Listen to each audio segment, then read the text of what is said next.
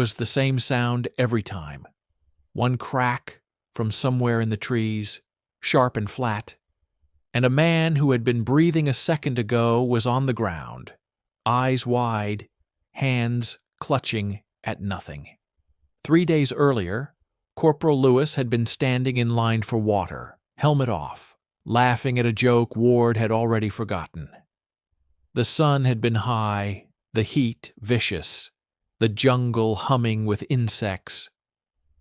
Lewis had taken one step forward, brought his canteen up, and his forehead had snapped back, as if someone had yanked his head by a hidden wire.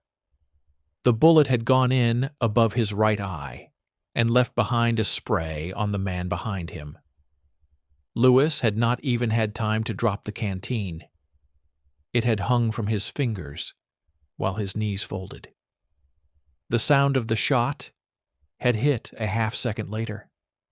By the time Ward reached him, there had been nothing to do but pull the body out of the line of fire and stare into the wall of green that hid the shooter. No muzzle flash, no second shot. Just the jungle, breathing steadily, as if it had done this 100 times and would do it 100 more. 4 men had died like that in 72 hours. None of them had fired back. None of them had seen where the bullets came from. Now late afternoon pressed down on the island like a wet blanket. The jungle steamed after another sudden rain, and the air above the bivouac shimmered with heat and smoke from trash fires. Men in torn uniforms crowded around a rough wooden table, where supply sergeants were dumping captured weapons one by one. Each new piece drew the same reaction. A few whistles, a few curses, and the same bored conclusion. More Japanese junk. Sergeant Daniel Ward stood on the edge of the crowd with his hands on his hips and sweat running down his neck under a salt crust of old dust. His sleeves were still stained brown where he had grabbed Lewis under the armpits and dragged him across the mud. The stain would not wash out. Neither apparently but the image of his friend dropping without warning. The rifles on the table were trophies to most of the men. To him, they were puzzles he had not solved fast enough. Arisaka Type 98, the supply sergeant announced, not because anyone cared, but because he liked to show off the few Japanese words he knew. He thumped the long rifle onto the boards. The wood was cracked near the butt, the metal still smeared with the greasy residue of jungle and human skin. An optic was mounted high above the receiver on thin steel rings, its glass smeared with old rain and dirt. "Look at this thing," someone in the crowd said. "Looks like it is going to fall apart if you breathe on it." Another voice answered him, "They can keep it. I am not betting my life on a rifle that smells like fish and rust." Laughter rolled across the little circle. The men needed laughter the way they needed water. It did not matter if the joke was lazy. Anything that did not sound like incoming shells was welcome. Ward did not laugh. He moved closer, shoulders brushing damp uniforms, the sour smell of wet wool and unwashed men thick in his nose. He had seen rifles like this before, through binoculars, from behind cover, when a single shot turned a man walking casually down a trail into a collapsing shape in the mud. He had watched corpsmen crawl to the fallen and then shake their heads. Whatever else these rifles were, they were not jokes. The supply sergeant saw him and grinned around a cigarette that bobbed at the corner of his mouth. "Hey, Ward, you want some of this fine Nippon engineering? I hear it comes with a free case of tetanus." The men chuckled again. Ward ignored them and picked up the rifle by the wrist, feeling the weight settle into his palm. It was lighter than a standard issue Garand, thinner through the stock, the metal cool even in the heat. Was stiff but smooth under the dried. Was stiff but smooth under the dried grime. The action closed with a solid metallic click that felt more deliberate than fragile. He tilted the rifle and looked at the optic. The scope was offset to the side, above, and to the left of the receiver.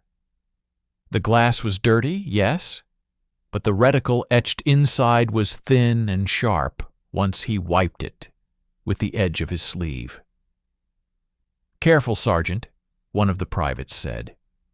"You mess with that thing, and the curse of the Emperor is going to get you." Ward finally answered, but his voice was flat. "The only curse I am worried about is the one shooting at us from the trees." The supply sergeant snorted. "Relax. You have got a perfectly good American rifle, same as everyone else. 8 rounds, semi-automatic. You start dragging that scarecrow around, the captain is going to ask if you lost a bet." Ward lowered the rifle and looked past the table, out toward the dark line where the jungle started. Vines hung off black trunks. Beyond those trunks, somewhere above eye level, someone was always watching. The last 3 days had made that clear. Men had been shot filling their canteens, walking a path they had used all week, standing in line for chow. Corporal Lewis, Private Harris, 2 more whose names had been read in a flat voice that morning. All of them hit once. All of them dead, before anyone could even shout.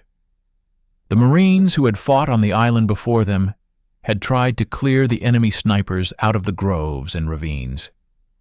Some had succeeded, others had not. Every time Ward led a patrol under the canopy, he felt the back of his neck prickle. The enemy was not always there, but when they were, their first shot almost never missed.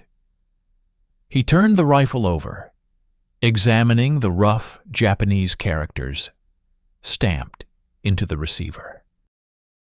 He could not read them, but he knew what they meant in practice. Range, elevation, zeroing marks. Someone had once sighted this weapon in. Someone had fired it enough to trust it. "Who brought this in?" Ward asked. "Some guys from Baker," the sergeant said. "Found it near one of the bunkers on the ridge." The stock was already busted, and the scope was sitting crooked. They said the Jap who owned it must have left in a hurry, or did not leave at all. The words landed harder than the sergeant seemed to realize. Left in a hurry, or did not leave at all. Ward pictured a man in a faded uniform, lying face down in the mud with this rifle still in reach. He imagined that man's eyes, staring at the same trees from the opposite side. "Is it on any list?" Ward asked. "What list?" "Ordnance, intelligence, anybody asking for captured optics, rifles, anything like that," Ward said. Back at the range, they were always talking about how the brass wanted to study enemy weapons. The sergeant blew out smoke. "If intelligence wants to come down here and haul crates through the mud, I will gift wrap the damn thing. Until then, it is just metal we are not going to ship back home. Technically, it all belongs to Uncle Sam. Practically, it ends up under somebody's bunk until the inspectors pretend not to see it." One of the corporals pushed his way closer, eyeing the scope with a grin that did not reach his tired eyes. "Look, Ward, if you are going to burn time on some beat-up rice shooter, at least trade it for something fun. The last crate had a sword in it. You know how good that is going to look on a wall someday?" Ward did not answer right away. He brought the rifle back to his shoulder and settled his cheek against the worn wood. The stock length was different from the Garand. The comb was lower. The whole thing felt like it had been built for a shorter man. But the moment he closed his right eye and looked through the scope with his left, the background disappeared. The world narrowed to a circle of green. The blurred edge of the camp vanished.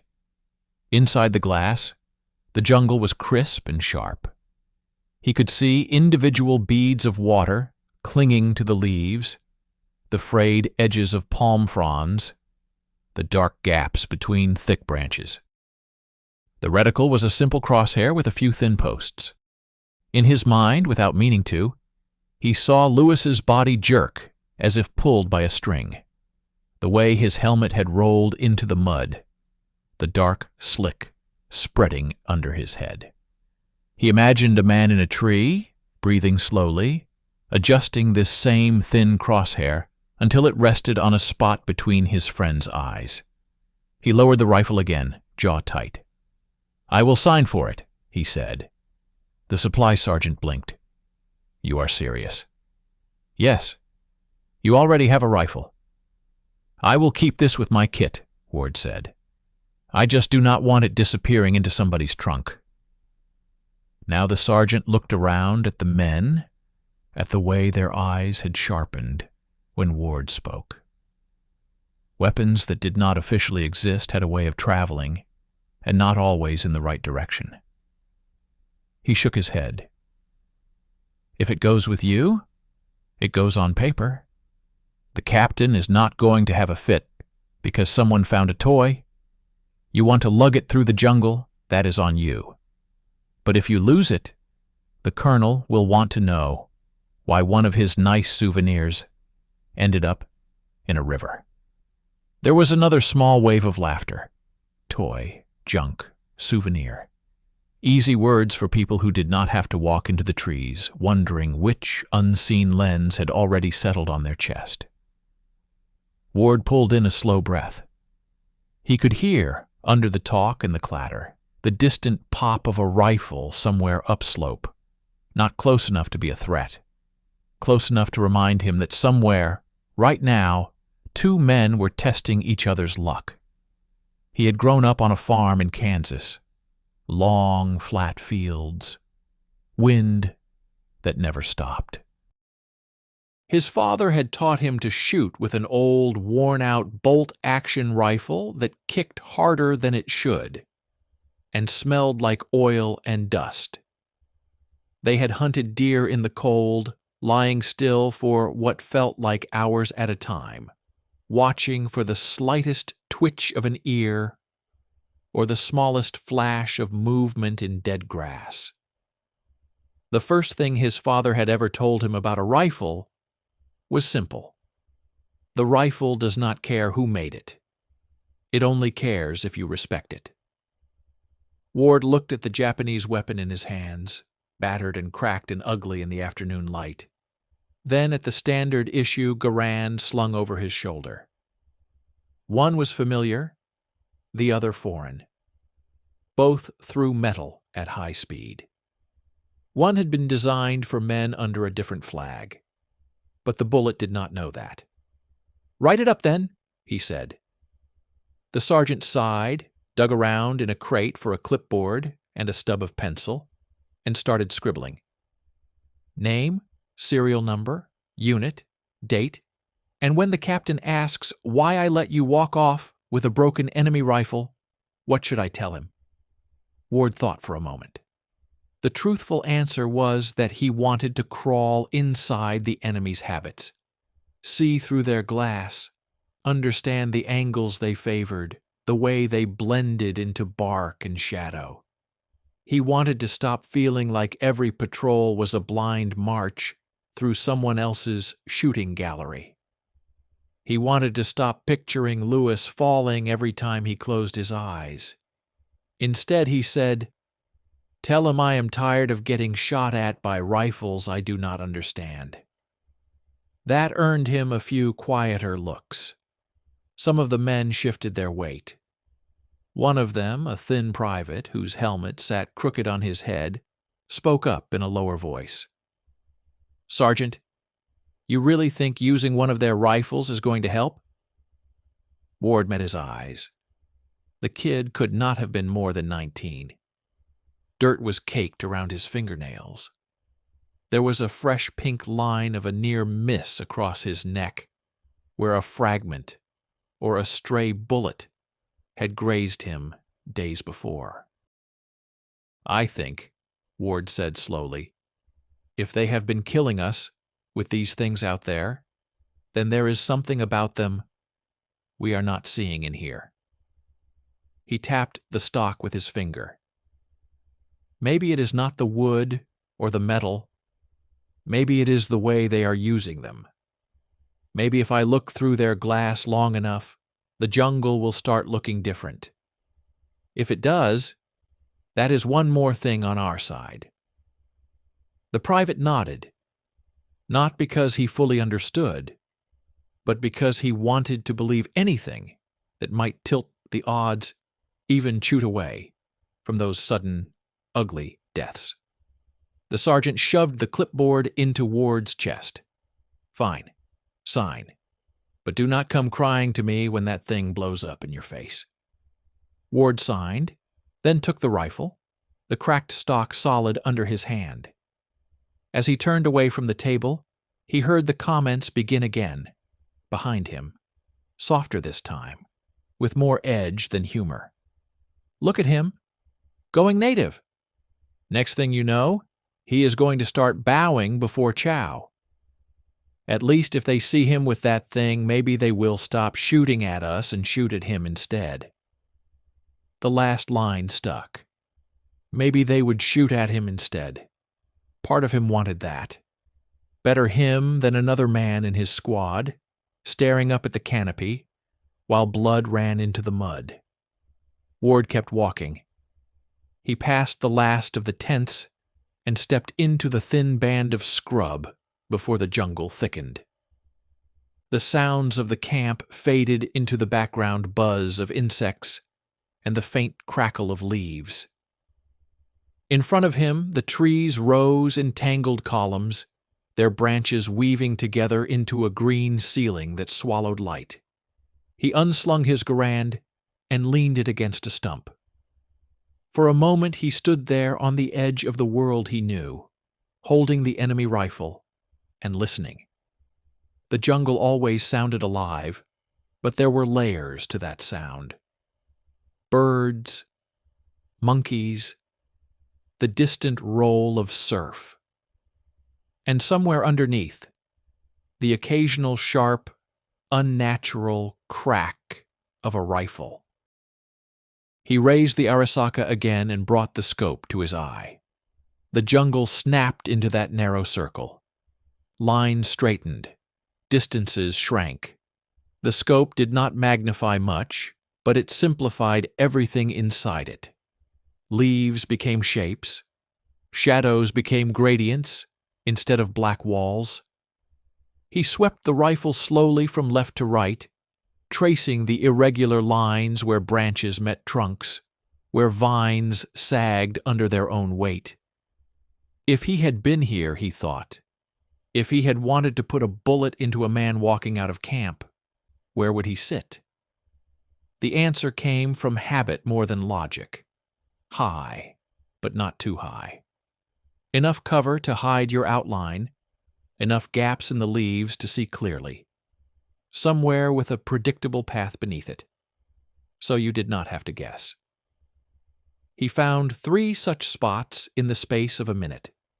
3 crooks in trees that offered exactly the kind of view a patient man would want. He lowered the rifle a little and unclenched his jaw. Behind him, someone cleared his throat. "Sergeant Ward."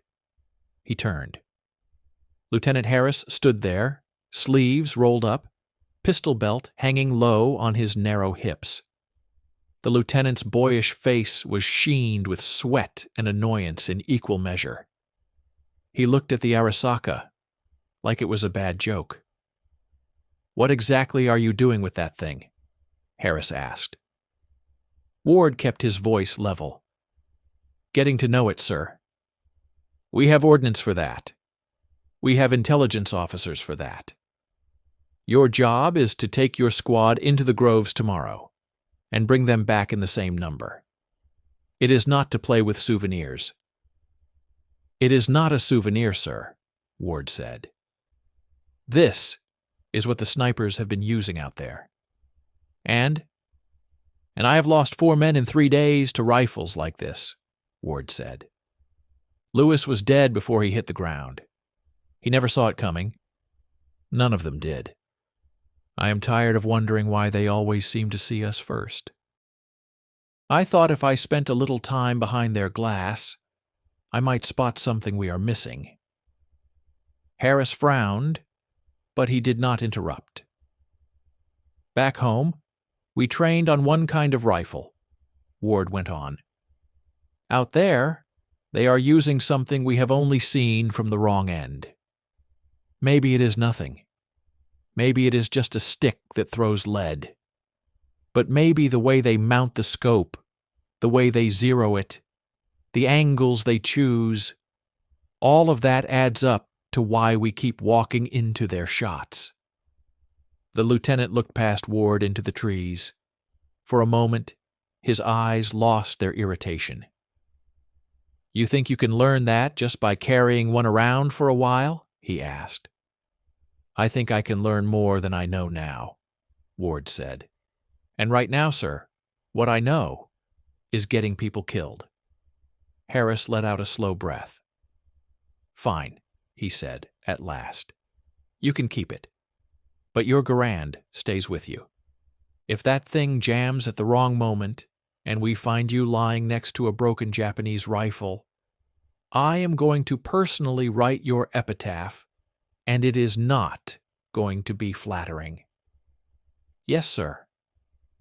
"And if this turns into another story about some maverick who thought he knew better than everyone else and got himself and his men chewed up, I am the one who answers for it. So if you are going to do this, you had better be right." Ward nodded. "Understood." Harris gave the rifle one last doubtful look, then turned and walked back toward the camp, his boots leaving shallow prints in the damp earth. Ward watched him go, then turned back to the trees. His pulse had picked up. Not from the argument. From the feeling that he had just stepped over a line he could not easily retreat from. He checked the action again. The bolt cycled cleanly. The cracked stock worried him, but it could be reinforced. He would find scrap wood and wire, fashion a collar around the weakest point. He would strip the scope mounts, clean the threads, make sure the optic sat level. He would find a stretch of cleared ground and hang a few plates, see where the rounds printed at different distances, and he would do it fast. Dawn came early in the tropics, and the next patrol was not going to wait for him to feel comfortable. He slung the Garand over one shoulder, the Arisaka over the other. The enemy rifle bit into his collarbone in a different place, unfamiliar, but already fixed in his awareness. 2 rifles, 2 sets of habits, 2 ways of seeing the same patch of jungle. Behind him, the camp shouted and laughed and cursed. In front of him, the trees waited.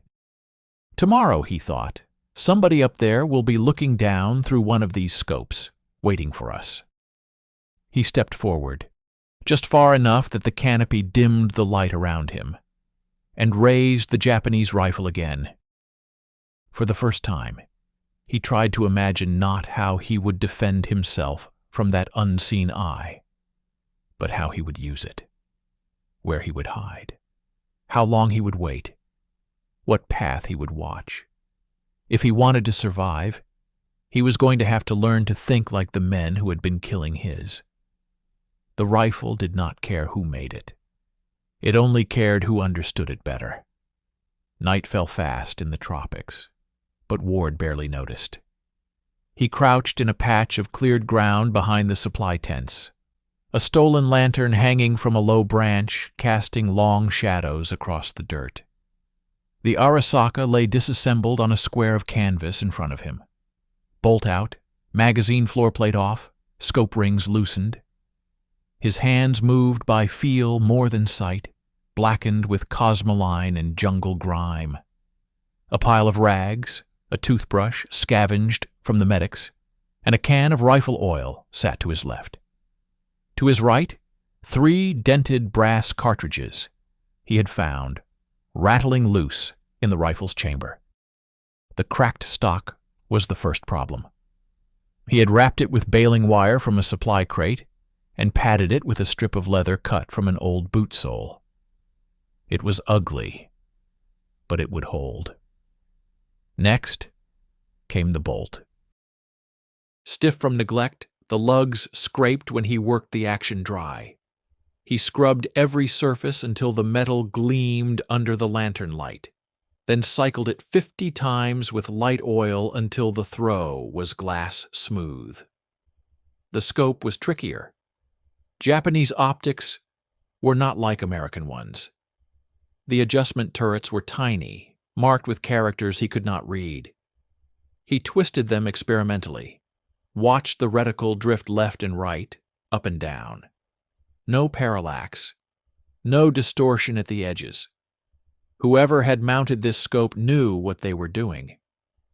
Ward zeroed it roughly against a tree trunk at 50 yards, adjusting until the point of impact matched the crosshair. Satisfied, he torqued the rings down tight. Patrol was at dawn. He had 4 hours left. "Sergeant?" Ward looked up. Private Ellis stood at the edge of the light, helmet under one arm, carbine slung loose. The kid's face was pale under the dirt, eyes darting to the disassembled rifle like it might bite. "Captain wants you. Briefing tent. Now." Ward wiped his hands on a rag and reassembled the Arisaka in under 30 seconds. He slung the Garand and followed Ellis through the camp. Tents glowed yellow from inside. Men laughed over card games or cleaned weapons by headlamp.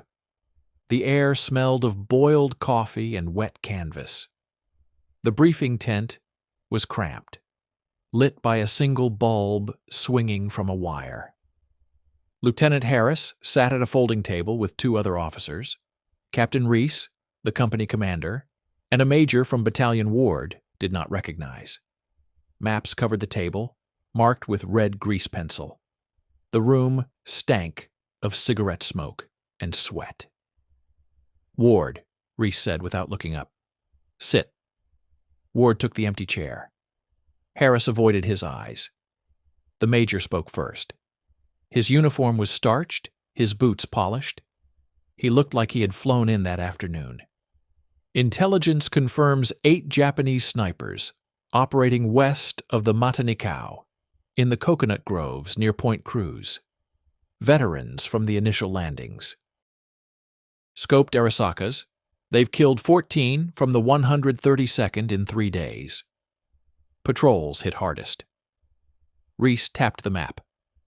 "Your squad draws first light tomorrow. Push 2 miles west along the trail here. Probe for contact. Report positions. No heroics."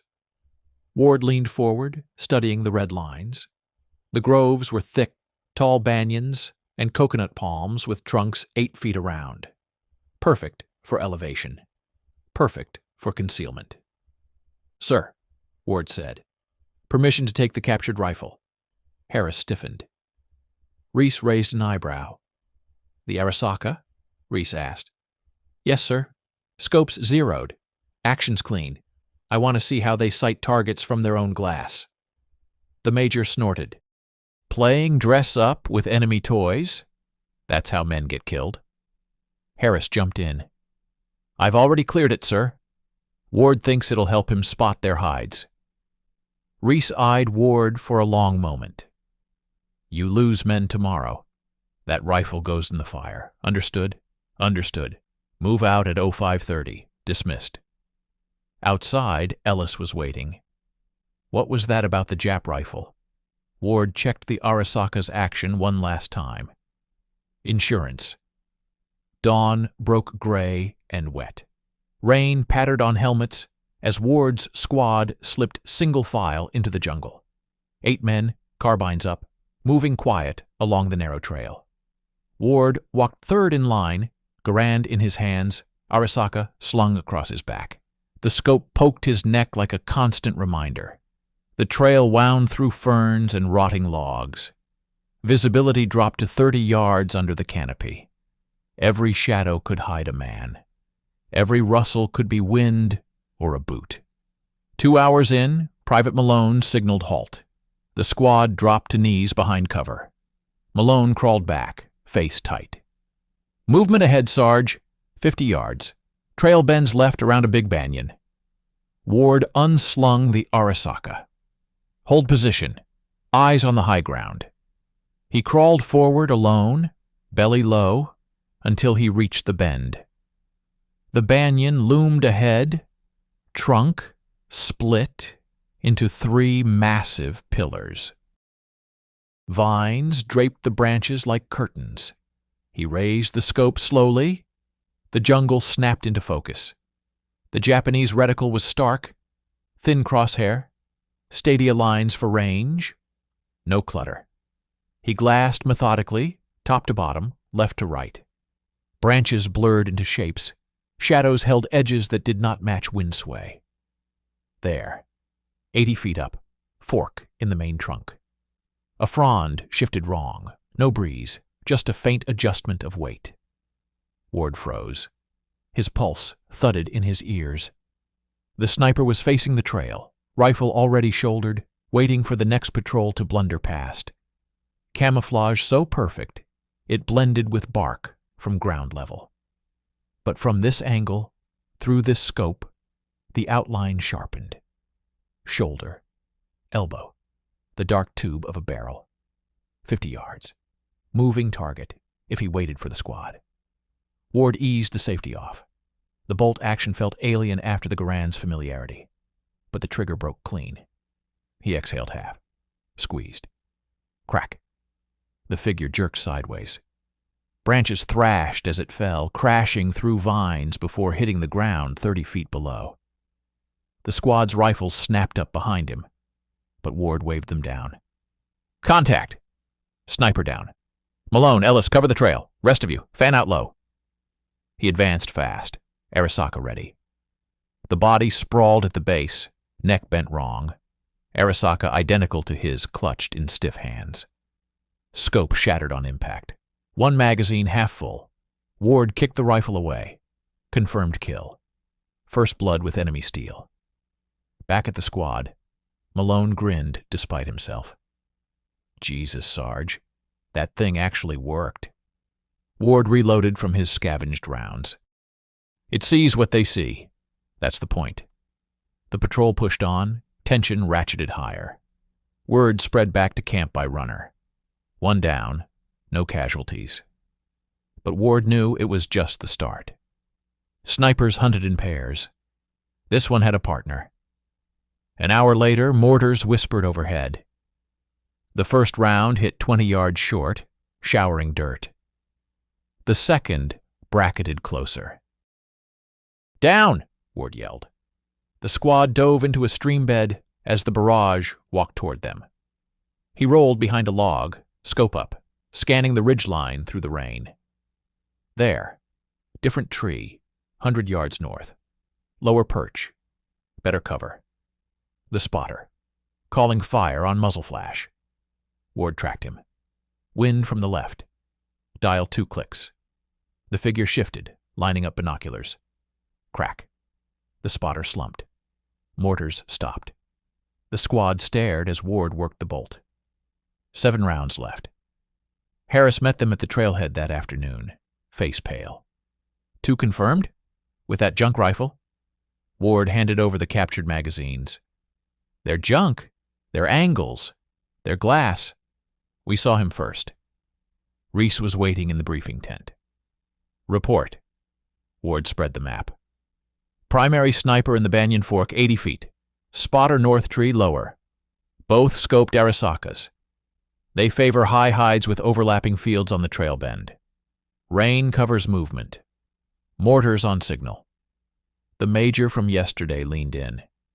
You took both with the captured piece? Yes, sir.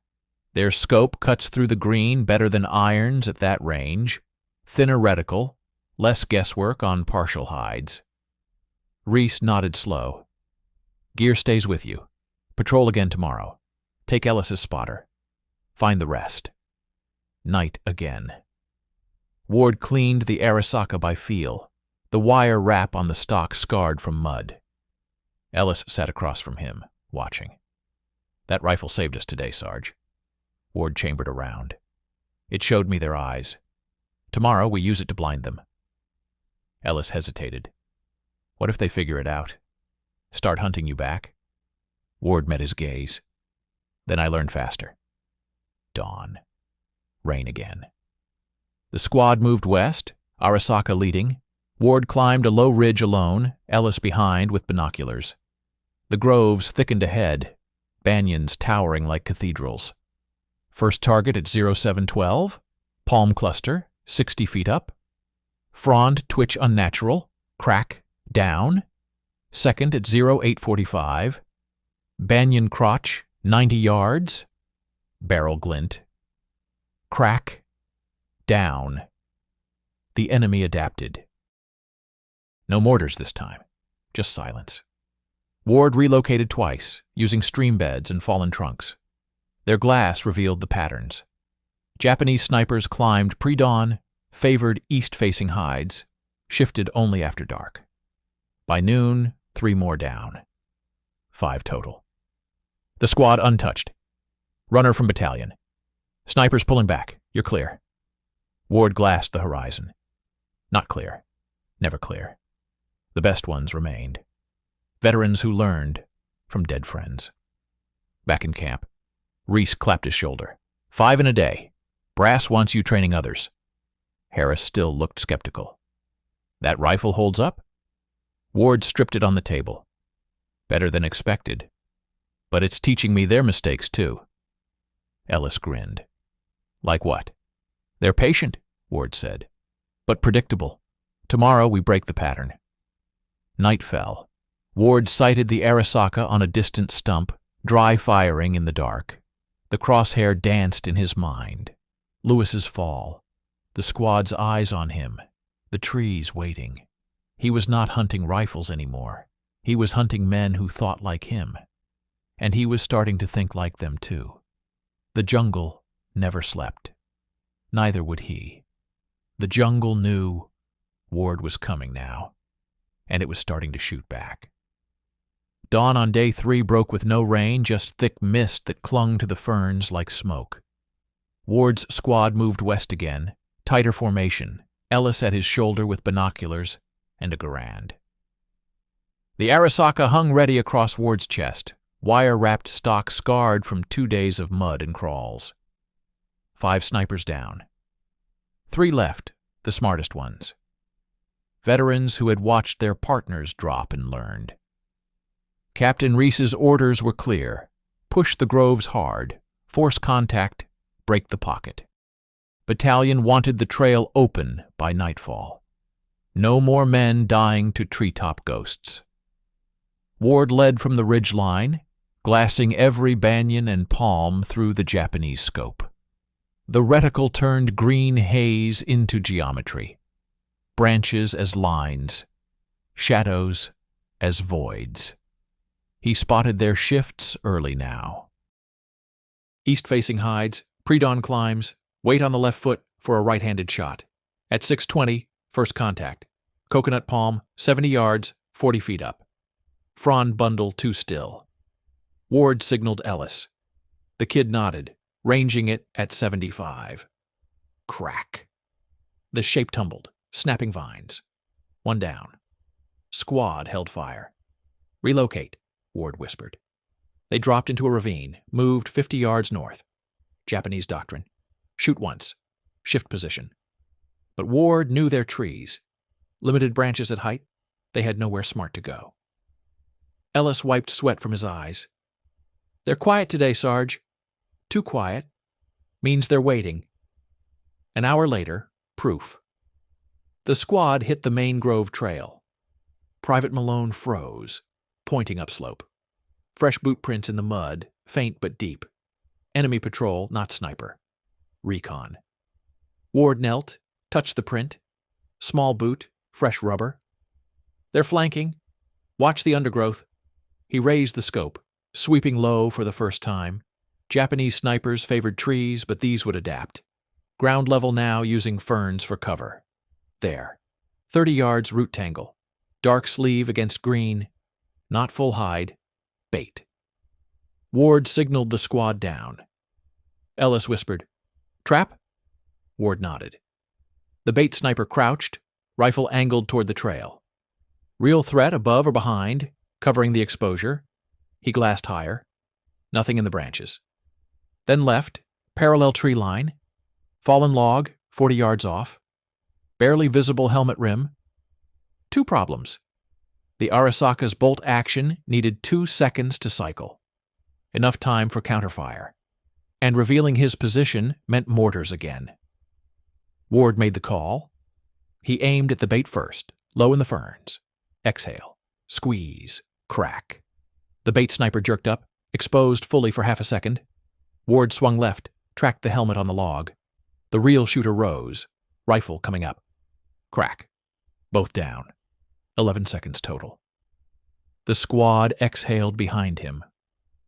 But the jungle answered. Branches snapped south. Multiple boots. Infantry support, drawn by the shots. 6, maybe 8. "Break contact!" Ward yelled. The squad bounded back, Malone and Ellis covering. Rifle fire cracked behind, high and wild. Bullets, chipped bark, 10 yards short. Ward dove behind a banyan root, scope up. 2 Japanese soldiers advancing. Semi-automatics up. 30 yards and closing. He worked the bolt, chambered his last scavenged round. 4 left. The lead soldier dropped first, center mass. His partner sprayed fire, stitching the root. Splinters hit Ward's cheek. He rolled left, fired blind into the muzzle flash. Crack. Silence. Ellis crawled up, face white. "You hit." "Just scratched." Ward checked the Arisaka. Empty. No stripper clips. Squad ammo was Garand rounds. Wrong caliber. Runner from battalion arrived at dusk. "Reese wants you back. Snipers broken. Infantry pulling west." Ward shook his head. "Not broken. Last 2 are ghosts now." Camp was buzzing. Reese met them at the CP tent. 7 confirmed today. Brass is calling it a rout. Ward spread captured maps from the dead. "They're not routing. Look. Mark's here. Point Cruz Groves. Final stand." The major from battalion leaned in, skeptical. "One rifle did all that?" Ward tapped the Arisaka. "Their rifle. Shows their angles. But the last 2, they're using our mistakes against us." Reese frowned. "Explain." "Day 1, single hides. Day 2, pairs with mortars. Today, bait and flankers. Tomorrow, they'll predict us. Fake positions, ambushes on our relocates." Ellis piped up. "Sarge called the bait before we saw it." Reese nodded slow. "Gear up tonight. You lead a hunter-killer team at 0400. Ellis, Malone, 2 more. Their last 2 snipers, or we burn the groves." Night prep was tense. Ward reinforced the stock with extra wire. Scavenged 3 Arisaka rounds from Baker Company. Total 7. He sighted the rifle on a stump at 50 yards, dry firing until muscle memory took over. Ellis watched, cleaning his Garand. "What if we're wrong? What if they're gone?" "Then we sleep," Ward said. But his gut said no. The jungle had eyes. Patient ones, 0400. Mist thick. 4-man team slipped west, blacked out. Ward and Ellis high on the ridge, Malone and Private Ruiz low on the trail. Radio silence except emergencies. Ward glassed the groves. Empty at first. Then 0520. Movement. Not sniper. Infantry again, 3 men, probing east. Covering fire for something bigger. He clicked Ellis. "Trail team, hostiles incoming. Let 'em pass," Malone whispered back. "Roger." The Japanese passed within 20 yards of Malone's hide. Ward tracked the rear man. Tempting, but not the goal. 0615. Real contact. Banyan cluster, 200 yards out. Subtle shift. Then another, 50 yards south. Separate hides. Final pair. Ward whispered into the radio. "Ellis, south tree. Range 190. Malone, Ruiz. Flank north. Positions locked. Japanese snipers settled, unaware. East facing, waiting for dawn patrols." Ward took the south one. Low perch, vine cover. Perfect for mortar spot. He dialed wind, breathed steady. Lewis's face flashed, forehead snap, canteen drop. Not today. Crack. South sniper pitched forward, visible fall. North one reacted fast, swinging toward sound. Malone's Garand barked first. Miss. Ruiz fired next. Hit, but the sniper rolled, wounded, firing back. Chaos. Japanese rifle cracked. Ruiz screamed, clutching his leg. Malone dragged him behind a log. Ward bounded forward, empty chamber. 50 yards to north tree, exposed. The wounded sniper tracked him, bolt cycling. Ward dove right as the shot snapped past his ear. Close. Bark exploded where his head had been. He rolled up, Garand now. First time today. 20 yards. Iron sights. The sniper exposed, aiming. Ward fired. Center mass. Down. Ellis reached him, breathing hard. Ruiz hit bad. Ward knelt by the body. Veteran markings on the uniform. Scope zeroed crisp. This one had killed dozens. Back at camp, medevac took Ruiz. Doc said he'd walk, but slow. First blood on Ward's team. Reese waited, maps out. 9 total, pockets cracked. Ward shook his head, handing over the sniper's map. X marks here. Last one. They're ace. The major scoffed. "One left? Let artillery handle it." Ward met his eyes. "Artillery hits trees. This one's learned. Ground level now. Using our trails against us." Ellis nodded. "Sarge called every play." Reese rubbed his jaw. "You take point tomorrow. Full squad. End it." Night 4. Ward cleaned the Arisaka. Hand steady but mind racing. The last sniper knew his sound now, the crack of captured steel. Knew he'd hunt alone, high angle.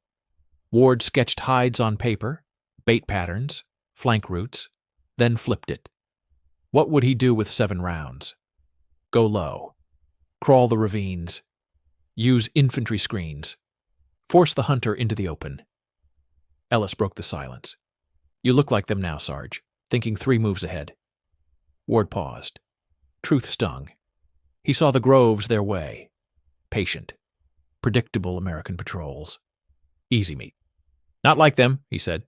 "Better." Dawn 5. Squad moved quiet. Ward low for once. Arisaka scanning ground level. Mist burned off slow. Every fern could hide death. 0910. Contact. Distant crack. Not Arisaka. American Garand. Malone's voice on radio. "Sarge, ambush trail team, 2 down." Ward sprinted, Ellis behind. Trail bend. Malone pinned behind a log, return fire sporadic. 2 Japanese bodies nearby, but a third moved low, 30 yards out. The ace. No height, no cover. Straight duel. Ward dropped prone, scope up. Ferns blocked half the view. The sniper crawled right, using roots. Mirror of Ward's own tricks. Crack. Dirt erupted, 6 inches left. He had Ward's position cold. Ward shifted left, fired back. Miss. Sniper rolled, fired again. Bullet creased Ward's sleeve, burning skin. Pulse hammered. 6 rounds left. Exposed. Squad couldn't flank without walking into it. The ace stood suddenly, bold. 30 yards. Rifle up. Bet Ward would flinch. Ward didn't. He tracked through the thinning mist, squeezed as the crosshair settled. Crack! The last sniper staggered, rifle flying, hit chest, not head. He crawled 2 yards, then stopped. Ward advanced slow, Garand ready. Squad covered. The body was older, scarred hands. Scope matched Ward's exactly. Ace indeed. 10 snipers cleared, 0 American losses in 5 days. Reese gripped his shoulder at debrief. "You're training the company tomorrow." Ward nodded, but stared at the captured scope. Victory felt thin. He thought like the dead man now, saw death in every shadow. Ellis clapped his back. "We got him, Sarge." Ward looked east, groves still dark. For now. The jungle remembered, and it was still watching. The jungle did not celebrate victories. It waited.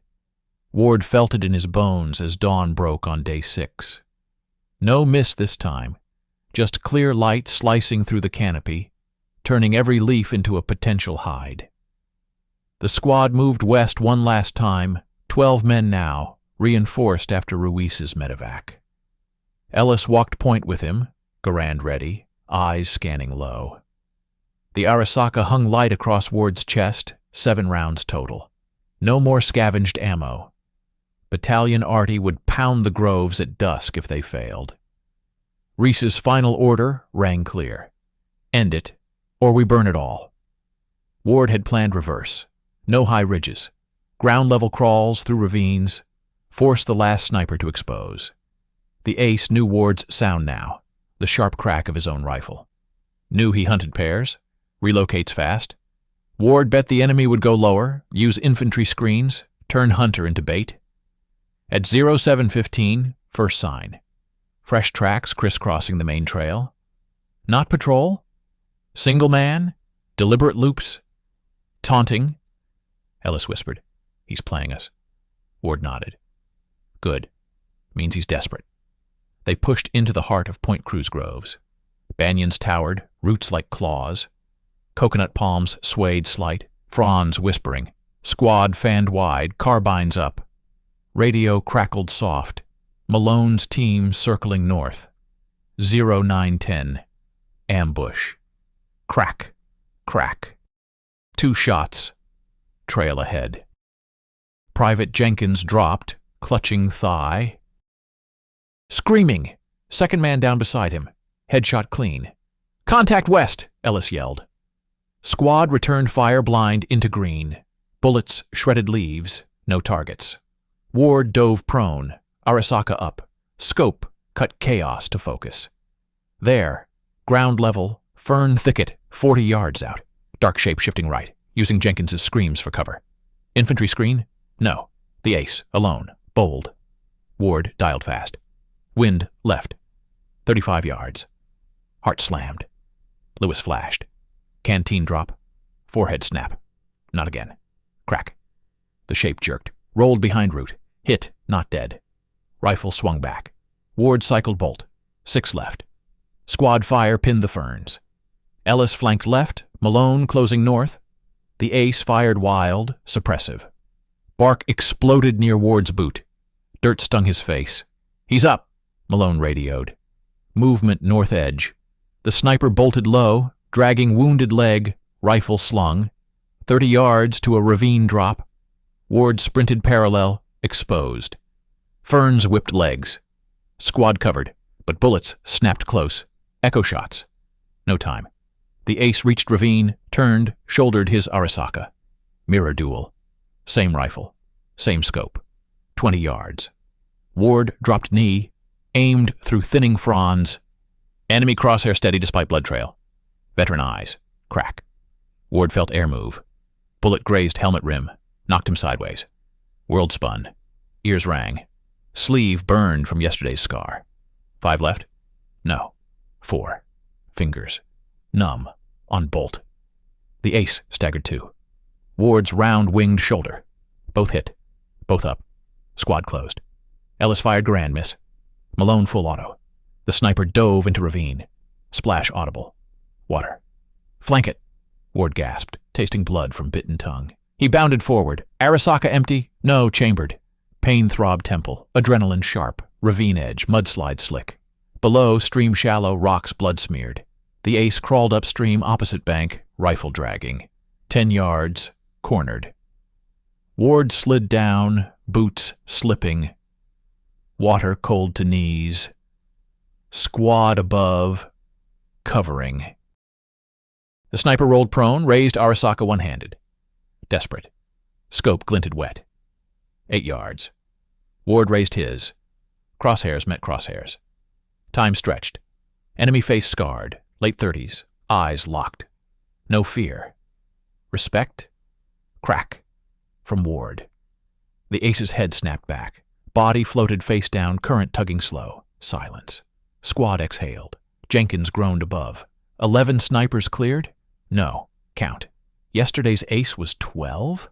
Records blurred. All that mattered. Grove silent. Ward waited out, rifle heavy. Pride captured Arisaka from dead fingers. Identical. Serial close. Brothers? Partners trained together. Ellis slid down. It's over, Sarge. Ward stared at the body. Yeah. Medevac choppers thumped distant. Reese met them trailhead, Major beside. Full sweep. No contacts. Already canceled. Ward handed scopes, maps. Last one fought ground. Baited with shots. Used screams. Major clapped back. Damn fine work. Distinguished Service Cross recommendation. Reese nodded. Train the platoon tomorrow. Formal sniper section. Ward cleaned Arisaka by lantern that night. Wire wrap frayed. Stock cracked deeper. Scope fogged slight from stream. Hands shook now. Post-fight. Lewis's face again. Jenkins's scream. The ace's eyes. Ellis sat near. You saved us. All of us. Ward chambered round. Learned from them. Their patience. Their hides. Silence. Camp quiet. No distant cracks. Weeks blurred. Ward trained 40 marksmen. Springfields captured from Marines. 2-man teams. Shooter. Spotter. Fundamentals first. Japanese angles. Tree forks. Wind reads through their glass. Jungle adapted them. By February end, section racked 74 confirmed kills. 0 losses. Japanese evacuated Guadalcanal, destroyers ghosting nights. Ward took shoulder hit near Matanikau. Bullet through muscle. Evac to Henderson Field. Doc stitched. Said rest. War shifted. Merrill's Marauders called next. Burma jungles. His Arisaka packed waterproof. Lighter Weaver scope. Swapped. Training India. Chindit tactics. No resupply. February 1944. Marauders marched. 700 miles, impassable terrain. Malaria chewed ranks.